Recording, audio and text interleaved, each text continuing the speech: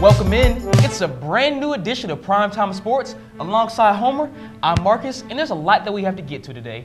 First, we're going to discuss GSU basketball and how they went up against Georgia Southern last week in Statesboro. Also, there's 8 games into the Sun Belt Championship, and we're going to discuss big achievements from some of the Panthers' key players.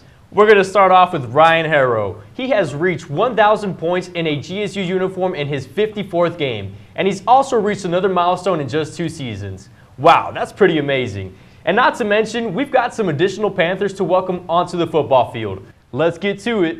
In men's basketball, Ryan Harrow, the man with the $1 million plan, averaged 24 points, 3.5 assists, and 2 steals in the Panthers' wins against UT Arlington and Arkansas State.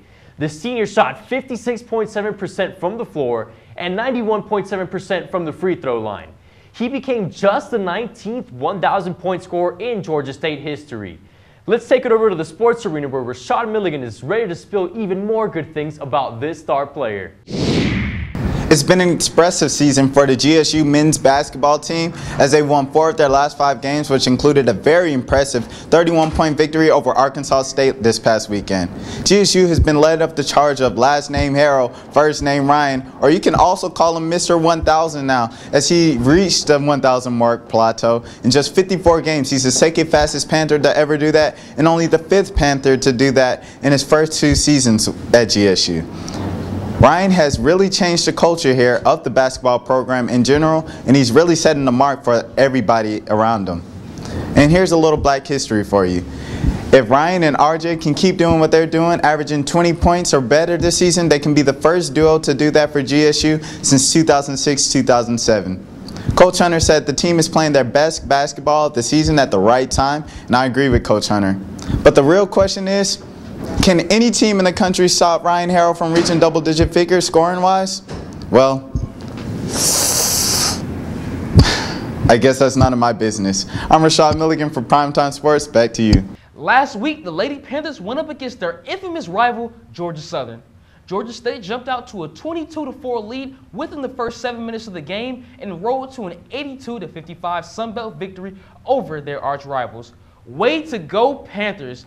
Georgia State ended up shooting 55.2% from the field in the first half and duplicated that number in the second half, overall hitting 32 of their 58 shots.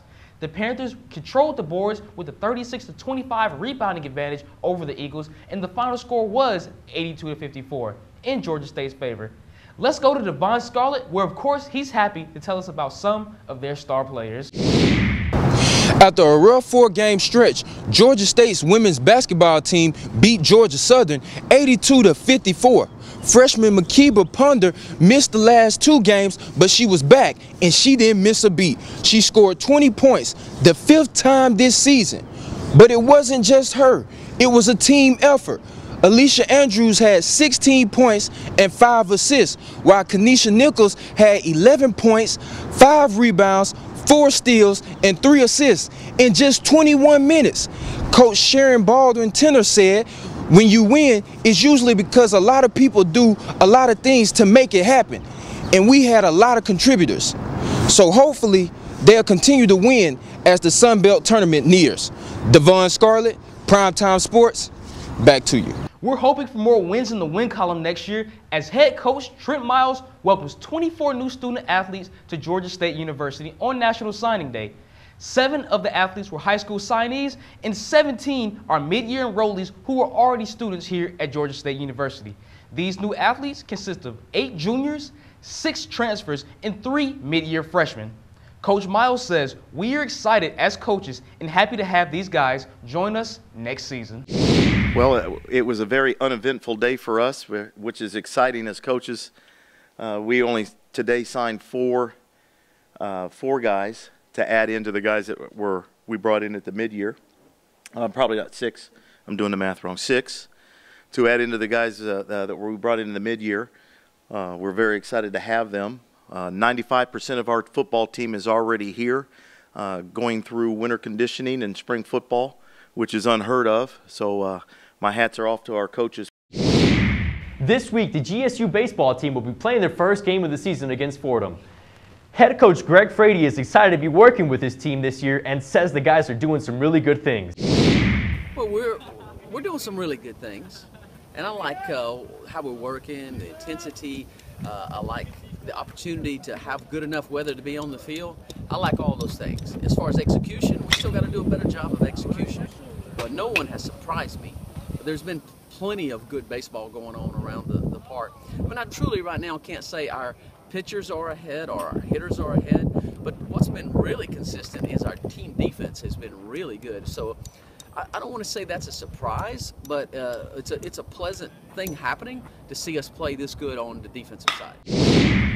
Just how big of a deal is track and field here at GSU? I never would have known until now.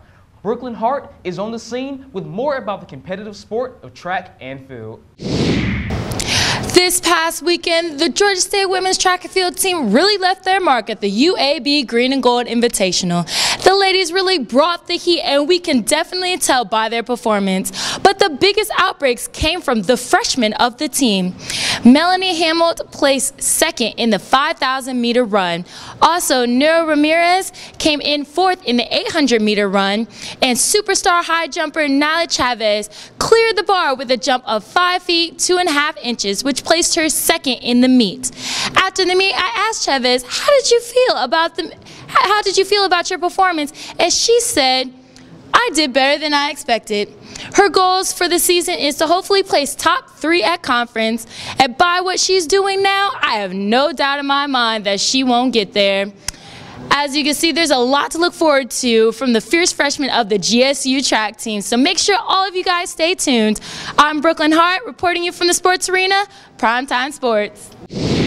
The men's tennis team hits the road as they travel to Louisiana to face Pelican State this week. A much-needed trip indeed after spending the past 2 weeks here at home. For the first match, GSU will make a stop in Lafayette, Louisiana to take on the conference foe. The team will then have to deal with some real voodoo and travel to New Orleans to take on unbeaten DePaul. Although the Panthers were defeated 4-3 at home last weekend, following this road trip, they'll return home for a pair of matches against Sanford and George Washington to try to avenge that loss. Hunley, Miller, Ray, and Schultz, who are they? These are the 4 new women's soccer signees who are going to add depth to a roster that already features 10 returning starters.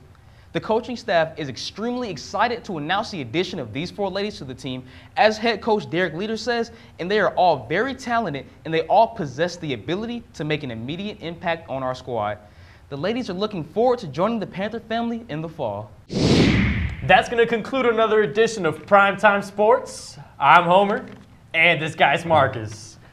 For the latest in GSU sports news, be sure to follow us on Twitter at Prime Sports and subscribe to our YouTube channel, Prime Time Sportz with a Z.